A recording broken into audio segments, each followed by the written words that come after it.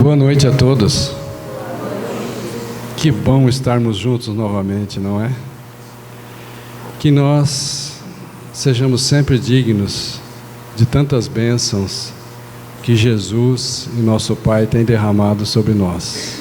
Muita paz a todos. Continuando o Evangelho, capítulo 16 do Evangelho segundo o Espiritismo, não se pode servir a Deus e a Mamon. Também está aqui no Evangelho, né? Segundo o Espiritismo. Nós vamos ver esse item agora, ó. Parábola do mal rico. Parábola do mal rico. Olha a dúvida. Ele não sabe se serve a Deus, aqui simbolizado pela cruz de Jesus, ou se serve ao dinheiro, à riqueza. Mamon é riqueza, tá? Para nós, aqui a Mamon é riqueza. Aqui ele serve a Deus, não é? Cuida dos animais, carrega até no colo. Só que aqui ele serve a Mamon, na luxúria, se aproveitando dos animaizinhos. Ocupa-te das coisas da terra mas apenas o suficiente para aprenderes a desapegar-te delas. Ocupa-te das coisas da terra, mas apenas o suficiente para aprenderes a desapegar-te delas. Isso é da mensagem do perdão, da obra de Pietro Ubaldi, Grandes Mensagens Espirituais, primeiro volume da obra. Eu faço uma pergunta agora: é possível servir a Deus com a riqueza? Porque nós não podemos ao mesmo tempo servir a riqueza, Mamon, e a Deus. Mas a gente pode perguntar: é possível servir a Deus com a riqueza? Sim, vamos encontrar isso lá ainda em Moisés, num dos seus 5 livros, Deuteronômio. Está escrito assim: amarás o Senhor teu Deus de todo o teu coração, ou seja, de todo o teu sentimento, de toda a tua alma, de todo o teu conhecimento e de toda a tua força. Força no sentido aqui de poder, poder social, poder político, poder econômico. Então, já estava pedido para nós, desde Moisés, que nós amássemos a Deus com toda a nossa riqueza. Não só riqueza material, mas riqueza também de conhecimentos. E Jesus pede: não escondeis a candeia debaixo do alqueire. Ou seja, a luz do conhecimento tem que ser trazida para todos. E várias passagens vai mostrando isso, né? E a gente pode fazer outra pergunta: qual a utilidade providencial da riqueza? Qual o objetivo máximo? Qual a utilidade providencial da riqueza? Então veja, a riqueza, além de ser elemento de progresso intelectual, e porque a riqueza produz escolas, a riqueza produz equipamentos didáticos, a riqueza proporcionou esse ambiente para nós podermos conversarmos agora. Então, a riqueza, além de ser esse elemento de progresso intelectual para desenvolver as nossas inteligências, a riqueza tem que ser elemento de progresso moral. Moral. Ou seja, tem que desenvolver também a nossa parte moral da caridade, do amor ao próximo, da confiança em Deus, não é? Da humildade. Então, um resuminho rápido aqui: não se pode servir a Deus e a Mamon. Aqui, Mamon, olha, no sentido da luxúria, sabe? Daquele que faz uso da riqueza apenas em benefício próprio. Ele quer sempre só o seu bem-estar. Esse é o mau uso da riqueza. Então, não se pode servir a Deus e a Mamon, porque servir a Deus é com humildade, aquela simplicidade profunda, com bondade. Servir a Mamon no orgulho, porque a riqueza proporciona, excita muito o orgulho. e as pessoas se tornam orgulhosas, e então começa a focar a atenção só na riqueza, só nos bens materiais. Não se pode servir a Deus e a Mamon, porque para servir a Deus é com caridade. E a riqueza normalmente excita o egoísmo, querer só para si, não dividir, não compartilhar com ninguém. Não se pode servir a Deus e a Mamon, porque a Deus a gente tem que servir com simplicidade, e a Mamon normalmente se serve com a luxúria. Servir a Deus com confiança em Deus, e quem serve a Mamon confia nos bens materiais, confia nos bens materiais mais do que em Deus. Tudo bem até aí? Agora nós podemos entrar no tema então, que é a parábola de Lázaro e o mal rico. Veja que Jesus está aqui mostrando duas situações de provas, dois tipos de provas: a prova na riqueza e a prova na pobreza, na miséria. Percebem? Veja que aqui ele nomeou e homenageou Lázaro, mas ele não nomeou o mal rico, deixando isso em geral, em aberto.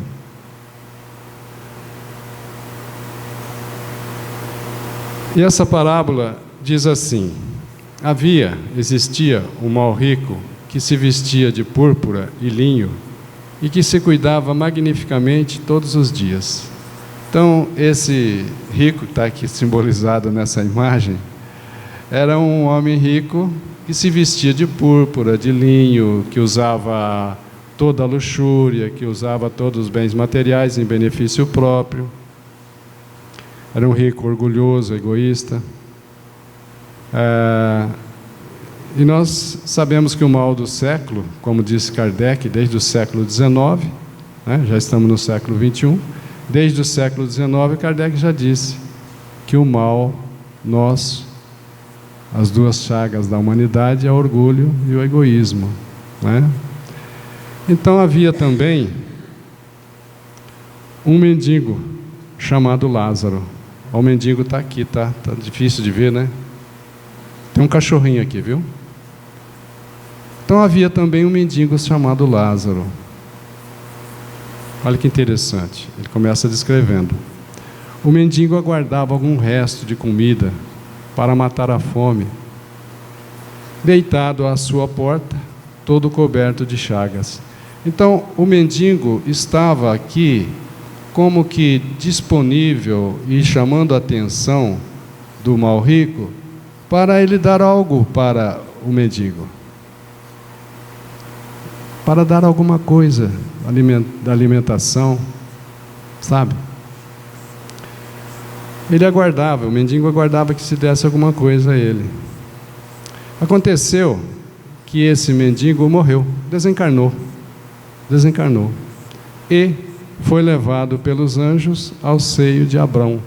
Abrão é o patriarca da humanidade, Seio de Abrão é aquele que foi eleito, foi escolhido, porque muitos somos os chamados e poucos os escolhidos. Então Lázaro desencarna. Lázaro é aquele mendigo. Lázaro é um completista, completou os itens que ele escolheu, que ele programou, que ele planejou para a reencarnação. Lázaro vem para cumprir a sua prova, e ele aceita a sua prova com o coração. Ele é resignado, ele é humilde, ele nunca se revolta contra Deus, nem contra nada. Ele se comporta de forma muito humilde. E ele é acolhido, então, em planos espirituais, traduzindo para nós aqui, porque existem vários planos em torno da Terra, pelo menos 7 camadas em torno da Terra, que são os planos espirituais. Então ele é acolhido pelos anjos nesses planos espirituais, por exemplo, nosso lar, ou acima de nosso lar, E ele parte com a consciência tranquila do dever cumprido, é um completista. que nós sejamos também completistas, não é? O rico, o mal rico, também morreu. O mal rico também desencarnou. E foi sepultado no inferno. Olha que interessante. Nós sabemos que não existe inferno. Nós sabemos que isso é um estado de consciência arrependida, com remorso profundo. Então, ela se sente no inferno. Mesmo que ela se desloque para colônias de férias, mesmo que ela se desloque para lugares maravilhosos, ela carrega a consciência em fogo, a consciência em chamas. Ela carrega a consciência com arrependimentos e profundos remorsos. Então, simbolicamente, ele foi sepultado no inferno. E o rico, como todos nós, vamos fazer o juízo final. Os evangélicos pregam o juízo final, só que eles não sabem a data. Nós afirmamos que o juízo final existe no final de cada reencarnação. Nós fazemos a avaliação do que acertamos, fazemos a avaliação do que erramos. Planejamos, preparamos e reencarnamos para corrigir os erros, eliminar os defeitos, eliminar os vícios, percebem? Então, o rico fez o juízo final. Só que, vamos lembrar aqui, que Santo Agostinho, no Livro dos Espíritos, se não me engano, questão 1019, ele fala assim, para a gente fazer o juízo final, no final de cada dia: conheça-te a ti mesmo. Porque senão a gente passa uma reencarnação toda, 90, 120 anos, né? E depois vai perceber que errou. O bom e o rentável, para nós evoluirmos mais rápido, é que a gente faça o juízo final no final de cada dia. Faz o levantamento, crédito, débito, faz o levantamento no final de cada dia. Então o rico parte, claro, com remorso, com arrependimento. E quando o rico estava nos tormentos, ele estava nessa dificuldade da consciência pesada, arrependimentos, remorsos, ele levantou os olhos ao alto e viu de longe Abrão e Lázaro em seu seio. Veja, Lázaro foi acolhido nos planos espirituais. E o mal rico não. E o mal rico, gritando, disse estas palavras. Porque o mal rico lembra, agora ele vê Lázaro numa situação boa, então ele lembra que Lázaro esteve na sua porta como que uma oportunidade para que ele fizesse o bem, como que uma oportunidade para ele evoluir. Então ele vê Lázaro e, veja, ele disse essas palavras. Nesse momento, o mal rico compreende o que ele causou a Lázaro, ele compreende porque Lázaro hoje está numa condição melhor. E ele disse essas palavras: meu pai, ou seja, Abrão, tende piedade de mim e envia-me Lázaro. Veja, Lázaro está num plano espiritual alto, o mal rico está num plano espiritual baixo, num umbral grosso, vamos dizer assim. Existe uma distância, não uma distância física, mas uma distância moral, uma distância de afinidade, uma distância de evolução espiritual entre os dois. Então, ele diz assim: pai, meu pai, tende piedade de mim e envia-me Lázaro, a fim de que ele molhe a ponta do seu dedo na água para refrescar minha língua. Veja, ele não tem sede de água, ele tem arrependimento e remorso. E ele quer ser consolado, ele está em desespero. E Lázaro poderia ajudá-lo. Só que existe uma diferença de nível espiritual. Lázaro no plano elevado e o mal rico no plano, ali no umbral grosso, por exemplo. Pois Sofro extremos tormentos nessa chama. Sofro tormentos nessa chama de remorso. Não chama física, não. Porque espírito não é queimado. Espírito não é destruído. Espírito é eterno. Nós somos espíritos eternos. Os desencarnados são espíritos sem o corpo físico, aqui presentes. E nós, encarnados num corpo físico, que é um material didático para a nossa caminhada evolutiva, para que nós possamos, sim, crescer e subir a planos espirituais superiores.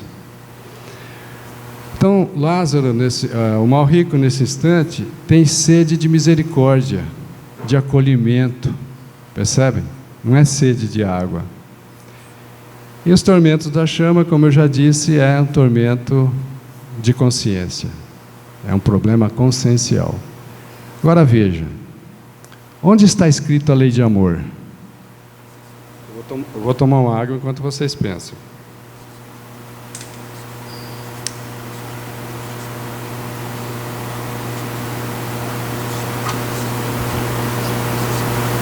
A pergunta é: aonde está escrito a lei de amor?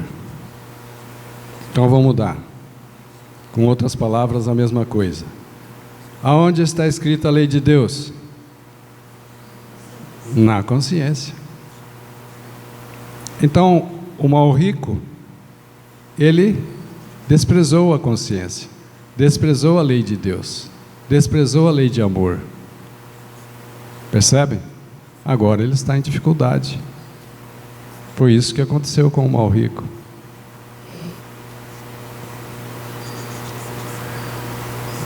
Então ele está conversando com Abrão, pedindo que Abrão envie Lázaro para consolá-lo.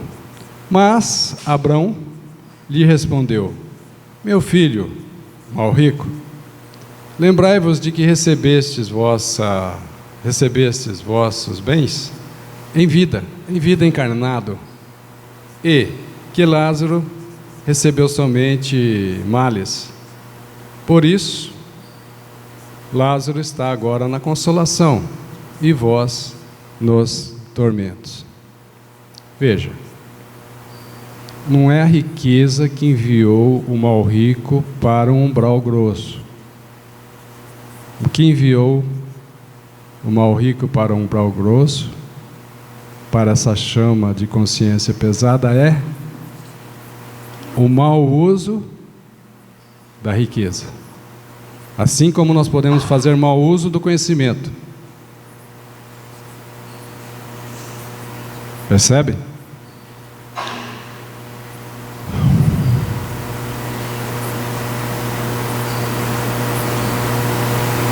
E além disso, Abrão continua dizendo: está firmado um abismo, um grande abismo entre nós e vós. É a diferença de nível evolutivo, que nós já falamos. Um está no umbral grosso, o outro está em zonas acima de nosso lar, por exemplo. De maneira que aqueles que querem passar daqui para onde estais, não pode.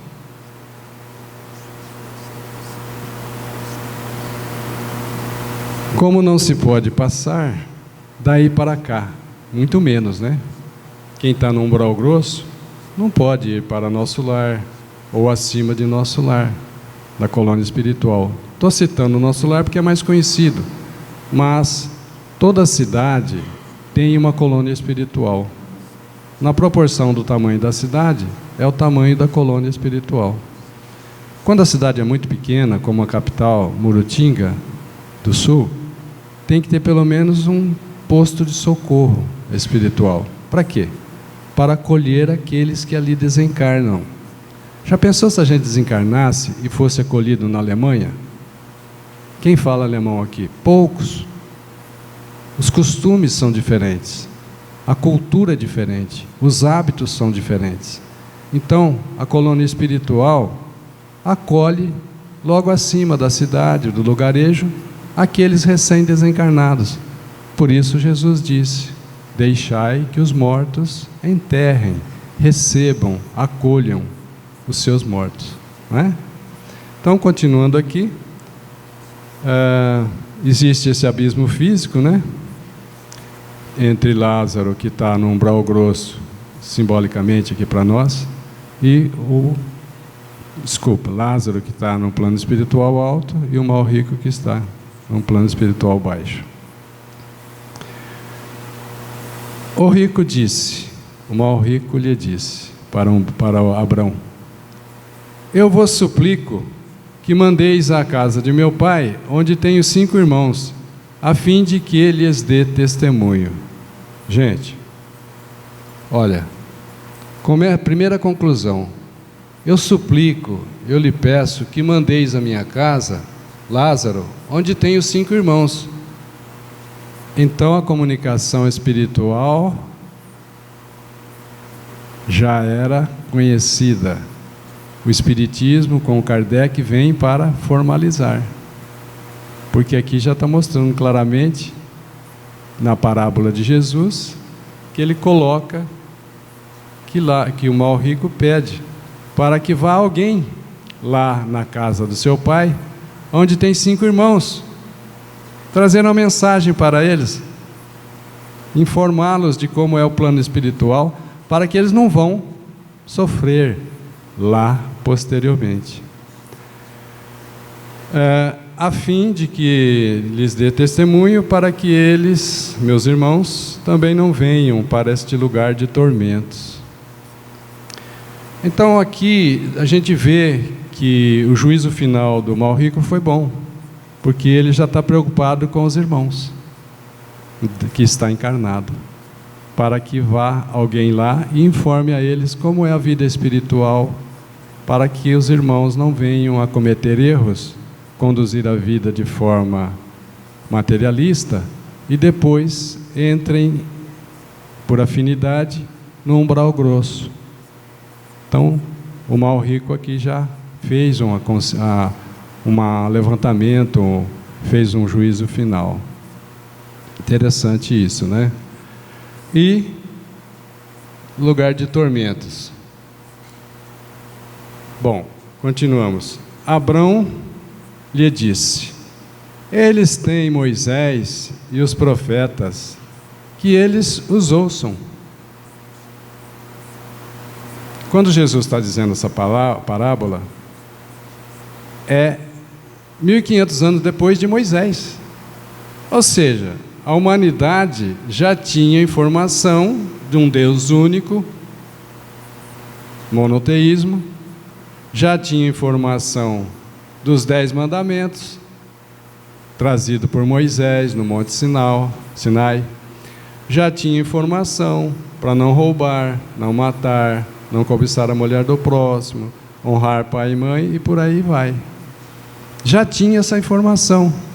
E tinha informação dos profetas, Isaías, Malaquias, Jeremias, profetas que vinham anunciar e anunciaram a vinda do Cristo, a vinda no caso, depois foi conhecido como Jesus de Nazaré. Então Cristo é adjetivo, eles esperavam o Messias ou o Cristo. Então, eles já têm Moisés e os profetas, que eles os ouçam.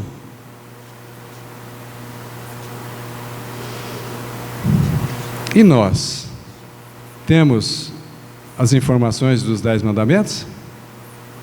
Temos. Temos a informação dos profetas? Temos. Temos as informações de Jesus, que citou a parábola? Temos. Temos as informações do Espiritismo, que vem trazer Jesus de forma clara e entendível? Temos. Temos as informações de Chico Xavier com Emmanuel, revelando e explicando o Evangelho de Jesus. Temos as explicações, a obra de Divaldo Pereira Franco. Temos a obra de 24 volumes de Pietro Ubaldi. Então nós temos muito mais do que eles tinham na época, porque na época eles tinham só Moisés e os profetas. E que bom uso nós estamos fazendo dessas informações, de Jesus, do Espiritismo e tudo mais. Ah? Percebem? Então eles têm Moisés e os profetas, que eles os ouçam. Ouça Moisés, pratique os 10 mandamentos. Mas o rico, o mau rico, respondeu: meu pai, se algum dos mortos, se algum dos desencarnados for encontrá-los, farão penitência.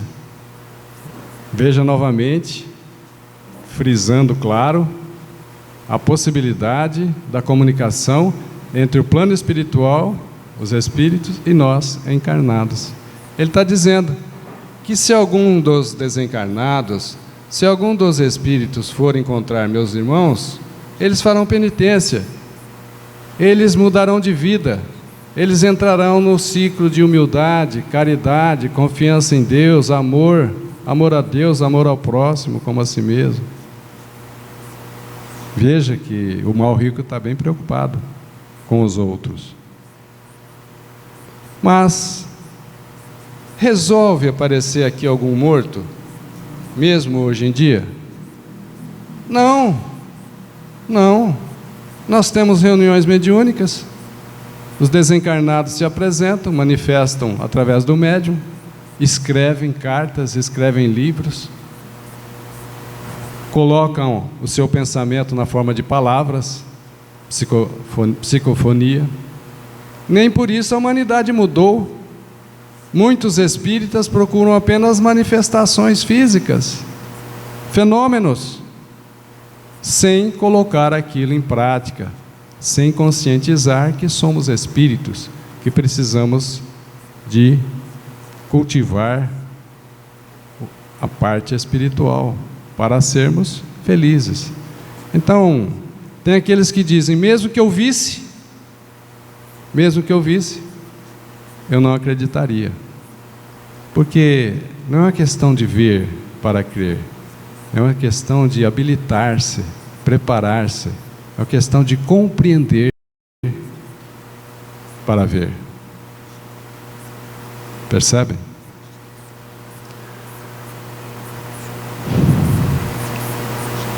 Farão penitência, né? Então Abrão lhe respondeu: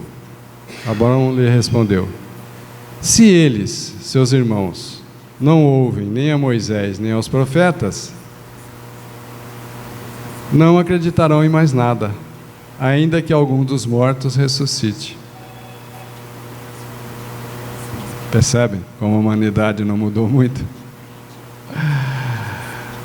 Se os seus 5 irmãos não ouvem nem a Moisés dos 10 mandamentos e continuam praticando matar, roubar, cobiçar a mulher do próximo, não honra pai e mãe,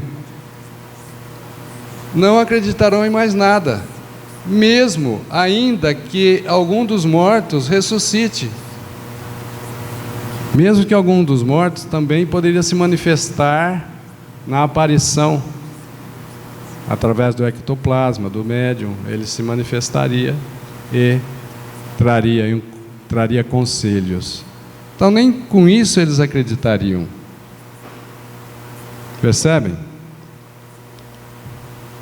Consequência dessa parábola, que ele está falando de 2 tipos de provas: prova na riqueza e prova na miséria, na pobreza. Qual dos 2 tipos de prova é mais fácil de levar à queda moral?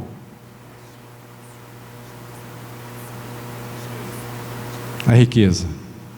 Exatamente, porque a riqueza compra, manda buscar, excita o orgulho, excita o egoísmo, acredita na sua riqueza, não confia em Deus, acredita que o seu celeiro estando cheio de grãos, que a conta bancária estando grande, ele vai ficar tranquilo, e diz à sua alma: come, bebe, arregala-te, temos dinheiro e comida para muito tempo. E Deus pode falar o que a ele nesse momento? Ó homem insensato, sabeis que a tua alma será arrebatada esta noite? Ou seja, sabeis que desencarnarás esta noite? De que lhe serve todos esses bens no seu silo, na sua tulha, no seu paiol, na conta bancária? De que serve isso para ele? Ele vai desencarnar. Não serve de nada. Ou serve? Não serve de nada. Não serve de nada. Porque não é o estar na abundância de bens materiais. A vida do homem não depende dessa abundância. Porque nós vemos pessoas milionárias com muito recurso, com muitas propriedades, com muitos bens materiais, que poderiam comer o que quisessem, na quantidade que desejassem, porém eles não têm saúde. Às vezes são alimentados por sonda. Estão percebendo a gravidade? Que adianta eu ter tanto dinheiro, por exemplo, se eu não tiver saúde? Nada. Não me vale nada. Uma outra consequência importante que eu já falei é que a comunicação entre os espíritos desencarnados e os encarnados é coisa antiga. Inclusive Moisés proibiu a comunicação dos desencarnados com os que estão no corpo físico, proibiu porque eles estavam usando isso de forma irregular. Qualquer motivo chamava o espírito para dizer se ele devia beber água, se ele devia caminhar, se ele deveria comprar, se ele deveria vender alguma coisa. Então Moisés proibiu. Então fica claro, quando os evangélicos dizem assim para nós, mas Moisés proibiu a comunicação entre os espíritos. A gente conclui rapidamente o quê? Só se proíbe o que estava sendo feito. Moisés proibiu algo que já era feito, a comunicação entre os espíritos. O que isso demonstra para nós? Que existe o plano espiritual, que existe, a vida continua após o túmulo. A vida não é só do berço ao túmulo. Nós somos espíritos eternos, fomos criados à imagem e semelhança de Deus em espírito. Em espírito, Deus é espírito, criou-nos em espírito, imagem e semelhança. Percebem? Então, a riqueza é má ou é ruim? É boa? A riqueza é boa ou má?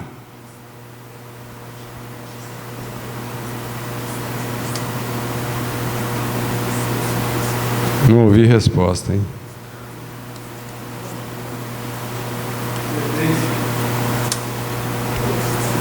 Exatamente. Depende do bom ou mau uso, porque a riqueza é neutra. Eu poderia perguntar também para vocês, a faca é boa ou má? Ela é neutra. Depende do bom uso. Na cozinha é uma ferramenta excelente, mas a faca pode tornar-se uma arma. Então depende do bom ou mau uso. Da mesma forma, a riqueza é neutra, depende do bom ou mau uso que se faça dela. Percebem? Então é possível que nós tenhamos riqueza e vamos para lugares como nosso lar ou acima de nosso lar. Depende de fazermos bom uso da riqueza. Não é? Porque condição econômica, riqueza ou pobreza não quer dizer que a criatura é humilde. Não. Nós vamos encontrar pessoas que quase não têm nada, quase na miséria total, orgulhosas. Nós vamos encontrar ricos humildes. Percebem? São duas coisas independentes. Nós vamos encontrar ricos bondosos que fazem a caridade. E vamos encontrar pobres egoístas. Mesmo dentro da família, ele quer só para ele. Eu conheci casos assim, né? Tudo bem? Ótimo. Eu queria dizer para vocês, dificilmente eu falo sobre isso para vocês, que eu tenho 483 vídeos palestras, mais ou menos 480 horas, no YouTube principalmente, com o meu nome. Sobre o Evangelho segundo o Espiritismo, então tem as playlists lá. Sobre a obra de Pietro Baldi, Grandes Mensagens, são 7 mensagens espirituais. A Grande Síntese, que foi uma obra publicada pela Federação Espírita Brasileira. Está aqui a Grande Síntese. Eu fiz também da Grande Síntese, que são 100 capítulos, eu fiz desde o capítulo 1 até o capítulo 100. Capítulo por capítulo, li, palavra por palavra, e comentei e expliquei. Tem gráficos, tem slides, está muito fácil de entender. Fiz também sobre as noures. As noures são correntes de pensamento, sabe? Correntes de pensamento. Simplificando, é um aprofundamento no estudo da mediunidade. Também fiz sobre o livro todo, sobre todos esses livros, a Sese Mística, a evolução que nós vamos passar, cada um de nós. Também fiz sobre o volume A História de um Homem, que no fundo é a biografia de Pietro Ubaldi. E estou fazendo agora, por último, também estou fazendo capítulo por capítulo, frase por frase, a nova civilização do terceiro milênio. Nós estamos no terceiro milênio, nós estamos nesse período de transição, passando de mundos de expiações e provas para mundo de regeneração. Muito obrigado, muita paz a todos. Que Jesus nos abençoe.